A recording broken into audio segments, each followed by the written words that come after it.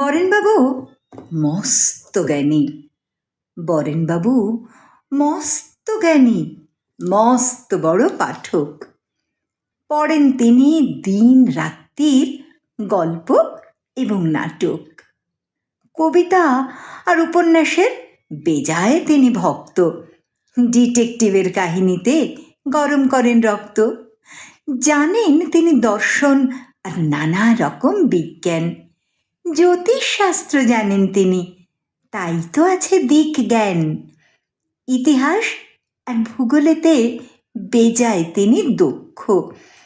এসব কথা ভাবলেই তার ফুলতে থাকে বক্ষ। সব সময়ই পড়েন তিনি, সকাল থেকে সন্ধে। ছুটির দিনে পড়েন তিনি, পড়েন পুজোর বন্ধে।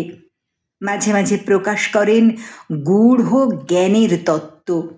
বিদ্যাখানা জাহির করেন বরেন্দ্রনাথ দত্ত। হঠাৎ ঢুকে রান্নাঘরে বলেন, ওসব কি রে? ভাইঝি গীতা হেসে বলেন, ওসব কালো জিরে। বরেনবাবু রেগে বলেন, জিরে তো হয় সাদা, তিলও কালো, জিরেও কালো, পেয়েছিস কি গাধা?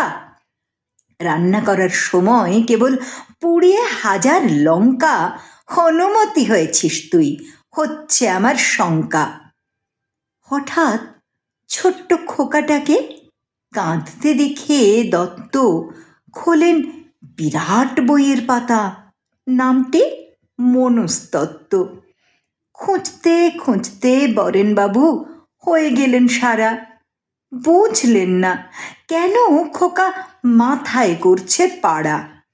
হঠাৎ এসে ভাইঝি গীতা দুধের বাটি নিয়ে খাইয়ে দিয়ে 5 মিনিটে দিল ঘুম পাড়িয়ে।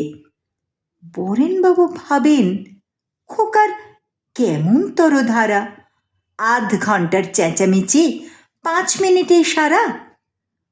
বরেনবাবুর কাছে আরো বিরাট একটি ধাঁধা।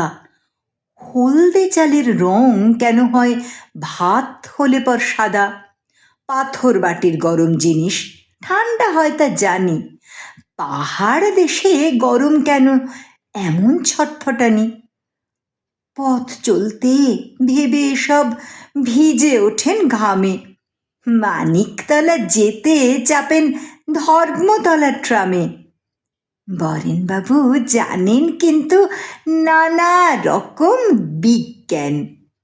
জ্যোতিষশাস্ত্র জানেন তিনি, তাই তো এমন দিক জ্ঞান।